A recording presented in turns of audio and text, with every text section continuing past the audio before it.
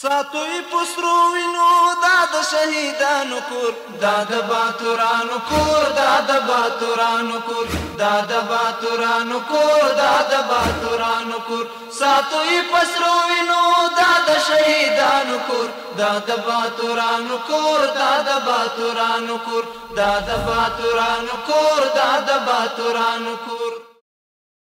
بسم الله الرحمن الرحیم. د بلخ ملي تلویزیون قدرمنو لیدونکو سلامونه او درنښت مې ومنئ. زه شمس الله هیلمن مو د دې ساعت خبرونو ته هرکلی کوم. په بلخ ولایت کې د فلسطین او غزې د مظلومو ولسونو په ملاتړ یوه لویه ولسي غونډه ترسره شوه.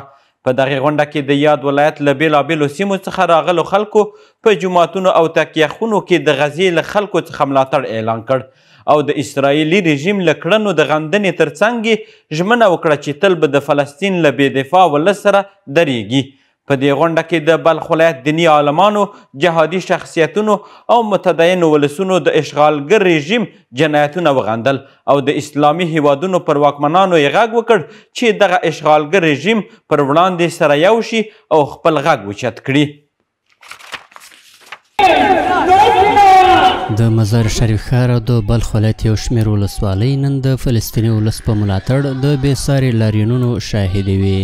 د اسرائیلو ضد په دغه لاریونونو کې دیني عالمانو، قومي مشرانو او عامو وګړو ګډون درلود او د فلسطین له بې دفاع خلکو څخه خپل ملاتړ اعلان کړ. په دې سترو غونډو کې دیني عالمانو د اسرائیلو له خوا د فلسطیني خلکو ډلیزه وژنه په کلکه وغندله او دا یې یو وحشیانه جنایت وباله. امروز ملت افغانستان را واجب و لازم هستند که شما دعا کنین.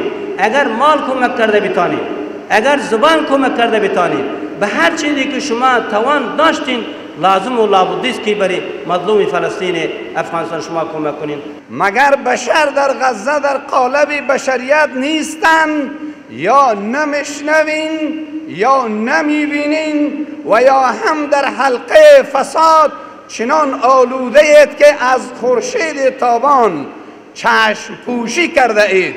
شرم است و ننگ است به منابعی که از بشر دفاع می کنند. ده 70 سال میشه که جریان داره، باید تقبیح بکنه، باید اقدام عملی بکنه، باید به این ظلم و ستم دیگه خاتمه بیابد و باید حریت و استقلال بیت المقدس را به ذریعه همین مسلمانان به اتفاق و وحدت مسلمانان باید ما و شما به دست خود بیاریم. د مزار شریف د سلطانی جومات امام ویل چې نړۍ هر کله د بشري حقونو د دفاع شعارونه ورکوي، خو د فلسطین د بې دفاع او مظلوم خلکو د حقونو لپاره غږ نه پورته کوي او د اشغالګر رژیم د جنایتونو پر وړاندې چوپه خوله پاتې ده. نهادهای بین المللی باید وظیفه انسانی خود را عمل کنند. بالاتر از همه باید وجدانها بیدار شوند. خواهران و برادران نمازگزار، این فقط درد فلسطین نیست، این زخم بر پیکر انسانیت است. اگر امروز در کنار فلسطین نایستیم، فردا ممکن است سکوت ما در برابر ظلم خود ما را قربانی کند. این صدای همدردی ملت افغانستان به ویژه مردم مخلص مجاهد ولایت بلخ این هست که ما به مردم غزه و فلسطین شریک هستیم و این صدای عدالت خواهی هست که ما عدالت می خواهیم و ما سازمان های حقوق بشری را در سطح جهان آگاه می سازیم. له بلې خوا د ابوذر غفاري په جامع جومات کې هم دیني عالمانو او خلکو د صهیونیستي یرغلګرو د جنایتونو پر وړاندې خپل غږ پورته کړ او د اسرائیلو د غیر انساني چلن او وحشتناک ظلمونو نه یادونه وکړه.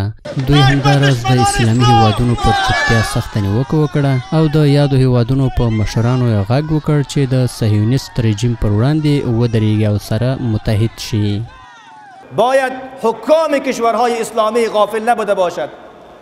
باید حرکت‌های بر ضد مردم اسرائیل، باید حکام و همچنان کسایی که در رأس کشورهای اسلامی هست مسلمان‌ها را بسیج بسازند در مقابل ظلم ظالمان حرکت‌های مسلحانه باید انجام بدهند. که مرگ په اسرائیل باندې، مرگ په امریکای باندې، مرگ په جنایتکارانو باندې، مرگ په دغه لوی تروریزم باندې چې د خلکو وینې تویوي، د خلکو په ناموسو کورونه روان دي، او خصوصا د غزې الله په دې ټولو باندې مرگ راولي او زمونږ په ژوند باندې الله د دې استحصال مونږ ته وښیي.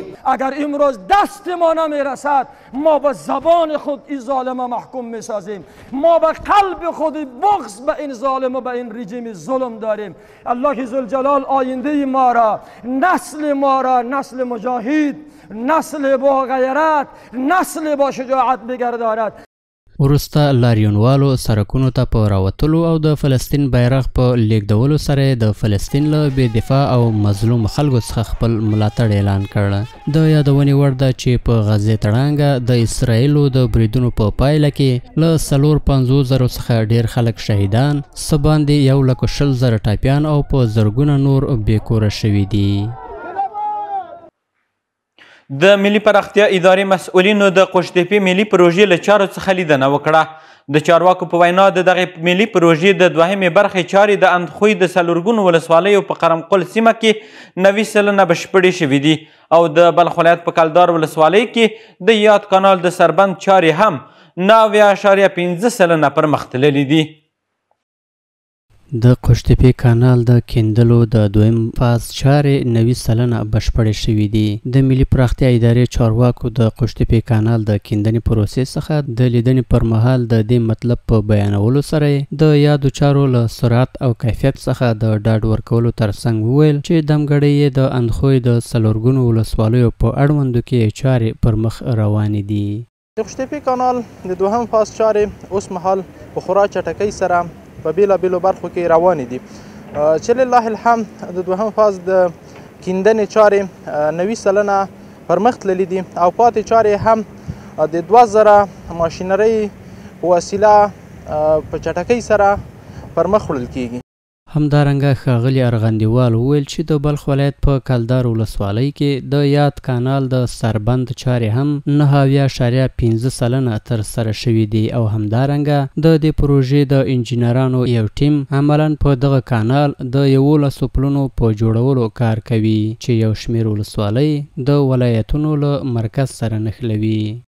قوشتېپې کانال د سربند جوړولو چارې اوس مهال 9.5% بشپړې شوي دي او پاتې چارې هم په ټولو ملي او نړیوالو معیارونو برابرې د ملي پراختیا شرکت د مسلکي او ژمنو انجینرانو له لوري پر مخ وړل کیږي. اوس مهال د 11 پلونو د جوړولو چارې روانې دي او امید شته چې په راتلونکي نږدې وخت کې د څو نورو پلونو د جوړولو چارې هم پیل کړو. ورته مهال یو شمېر خلکو او د اسلامي امارت ځینو مسؤلینو د قوشتېپې کانال د کار او جوړولو له بهیر څخه خپله خوښي څرګنده کړه او د دې ملي پروژې جوړول یې په ملي کچه یو تاریخي او برخلیک ټاکونکی ګام بللی دی. اینجا خشکه بود، آب نبود، زمین زیاد بود، مردم هیچ کاری گرفته نمیتونست از زمینشان. حالا انشالله امی کانال که جا روانه است اینه کار شده راه مردم یک امیدواری کلان پیدا شدگی است. مردم ولسوالی چارگانه اندخوی ما بیشتر از 6 لک نفوس ما داریم. اینها هر روز اینجا سر پروژه میآیند، حالت و ساحه را میبینند. فکر بکنین که هر روز ما روز جشن است الحمدلله. د یادولو وړ ده چې د دې پروژې په بشپړېدو سره به شاوخوا 10 هکتاره کرنیزه ځمکه خړوبه شي او ټاکل شوې ده چې د 2 کلونو په اوږدو کې به د 3 پړاوونو په ترڅ کې چارې بشپړې شي. دغه کانال د بلخ ولایت له کلدار ولسوالۍ څخه پیل او د فاریاب ولایت په اندخوی ولسوالۍ کې پای ته رسیږي.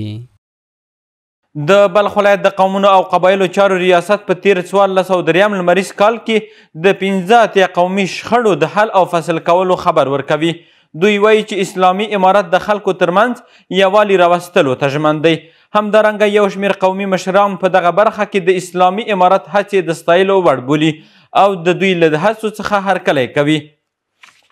د بلخ ولایت د سرحدونو قومونو او قبایلو چارو ریاست د 1403 هجري لمریز کال په اوږدو کې د قومونو او کورنیو ترمنځ د ملي یووالي د پیاوړتیا په موخه 15 قومي شخړې حل کړي دي. د دې ادارې رئیس د یاد مطلب په څرګندولو سره زیاته کړه چې له یاد شمېر څخه 21 د قتل پیښې وي چې له امله د قومونو او کورنیو ترمنځ د کلونو دښمنۍ رامنځته شوې وي. نوموړي دغه راز وویل چې د ځینو ټولنیزو کړکېچونو د حل لپاره 11 لویې جرګې هم ترسره کړي دي. ما در 1483 85 مناجاه حل و فصل کردیم که در این نامو 85 مناجاه که 21 موضوع قتل بود او دیگه مناجای فامیلی و زمین والا که در مابینش چی بود جنجال آمده بوده حل و فصل شد الحمدلله. له بلې خوا د بلخ ولایت قومي مشرانو د دې ولایت د سرحدونو قومونو او قبایلو چارو ریاست رول د کلونو قومي او کورنیو کړکېچونو د حل په برخه کې مهم بللی او د دې ادارې له کړنو ستاینه کوي. د خلکو مشکلات ته پر خپل برابر باندې رسیدګي کوو. په یو کال کې 110 یا 115 جوړې روغې موږ کړي دي. پوره ملاتړ د محکمې د خوا د حافظو د خوا د قمندانۍ د خوا لرو.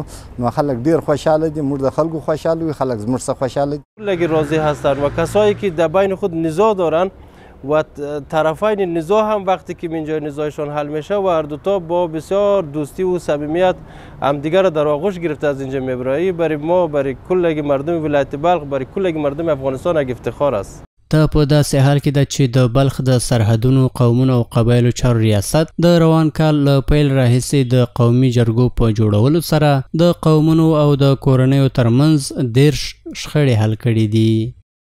د بلخ ملي تلویزیون قدرمنو لیدونکو زموږ خبرونه هم دومره وو. تر بیا ښې چارې د الله پامان.